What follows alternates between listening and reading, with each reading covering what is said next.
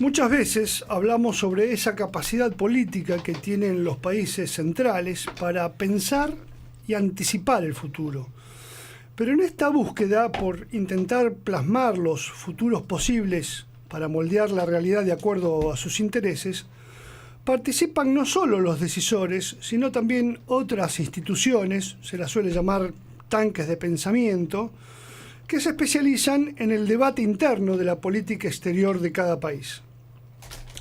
El 28 de enero, el presidente Trump firmó una orden ejecutiva dando 30 días a su secretario de Defensa para presentar el borrador de un plan para la continuidad de la guerra anti-Daesh durante su mandato. Y ordenó también que ese plan debería incluir una estrategia integral que no solo ofreciera una victoria en el campo de batalla, sino que también consiguiera aislar y deslegitimar a los grupos yihadistas. Es muy probable que estas opciones le sean presentadas a Trump en los primeros días de esta semana que comienza, pero alrededor de estas opciones, que se transformarán muy pronto en decisiones políticas y militares, existe ahora mismo un gran debate interno en Estados Unidos, aunque la prensa cotidiana lo venga omitiendo. Por eso es crucial entender la naturaleza de este debate, porque allí se plantean ahora mismo las posibilidades concretas que condicionarán a los restantes actores, empezando por la propia Siria e Irak. Los detalles todavía están incompletos, pero se cree que las recomendaciones que se harán en la Casa Blanca, posiblemente sea mañana lunes, presenten una amplia gama de opciones como punto de partida. Se espera también que la iniciativa no descanse únicamente en el aumento de la presencia en el terreno de la fuerza militar norteamericana, lo que traducido significa que la línea esencial sería dejar que el conflicto lo continúen librando los actores locales. Esto lo estimó un especialista que se llama Robert Burns en un artículo que apareció la semana pasada en la revista Time. Esta estrategia de basar la continuidad de la guerra en un aporte moderado, pero mayor que el actual, de tropas norteamericanas, apareció públicamente respaldada también por el jefe de Estado Mayor del Ejército de Estados Unidos, que se llama Joseph Dunford.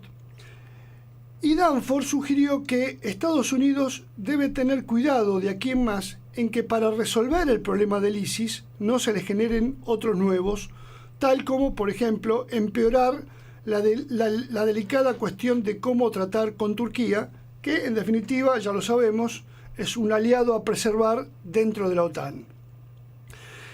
Incluso el secretario de Defensa, que se llama Mattis, el general Mattis, que es conocido por un alias curioso que se llama Perro Rabioso,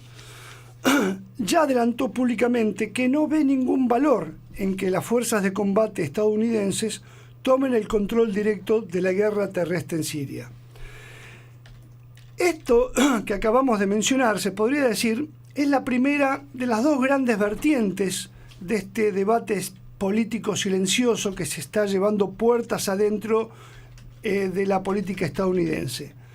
Pero también dijimos que esto no es cuestión solamente de los decisores, sino que también existen otras miradas institucionales y de especialistas del establishment norteamericano. Quizás uno de los más escuchados sea la voz de John Alterman, que acaba de plantear la elección de un camino drástico para los Estados Unidos en su guerra en Siria.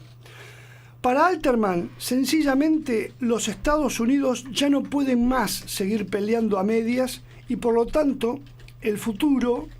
de la prensa occidental, de la presencia occidental en el creciente fértil, deberá definirse por una elección entre dos opciones. O se involucra de lleno aún a riesgo de un enfrentamiento con Rusia y recupera su vieja relación con Turquía y retoma así la influencia en la región para moldear el futuro, o de lo contrario, debería retirarse por completo, asumiendo que Assad y Rusia controlarán el país definitivamente. Como se puede ver, es un enfoque que ni siquiera tiene en cuenta la existencia de las formaciones terroristas, a las que, dicho sea de paso, ya da por superadas. En todo caso, define el papel de su país en la guerra no por el presente, sino por el control de Siria una vez que la guerra se defina. Obviamente, esta alternativa, encarnada en la mirada de John Alterman, culmina en una suerte de dibujo, entre comillas, guerrerista del futuro, que llama no solo a sumar más tropas norteamericanas en el terreno, sino a ampliar a la llamada coalición occidental en el terreno con el brazo sirio del Partido de los Trabajadores del Kurdistán, ya lo llamamos, se llama habitualmente PKK, que curiosamente, dicho sea de paso también, está designado por Estados Unidos como una organización terrorista. Y agregar también a otras fuerzas auxiliares árabes, ahora conocidas con el nombre de Fuerzas Democráticas Sirias, y a los ejércitos regulares que se podrían convocar para estructurar una enorme fuerza terrestre que incluiría también a Turquía, Jordania, Francia, Arabia Saudita, Bahrein y los Emiratos Árabes. Es tan obvio aquí que el razonamiento de que las milicias terroristas ya no interesan, sino en todo caso como coartada, que incluso llega a considerar que a los únicos que no se puede invitar a esta coalición ampliada, y la respuesta ustedes ya la habrán imaginado, es al propio ejército sirio y a sus aliados. El camino que abrirá Trump para Siria e Irak corre de alguna manera entre estos dos desenlaces, entre estos dos caminos posibles. Ambos caminos son indeseables en la medida en que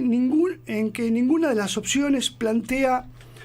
repliegues ni para Estados Unidos, ni para las fuerzas especiales occidentales, ni para Turquía.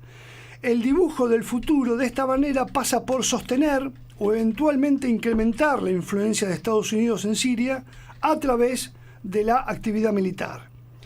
De esta forma, los anuncios de la nueva estrategia, que serán hechos públicos en esta semana, plantean algo más o menos parecido a lo que hemos visto en los planteos que se llevan a cabo en los últimos 6 años. Y por eso, seguramente Siria deberá transitar nuevos caminos de sufrimiento.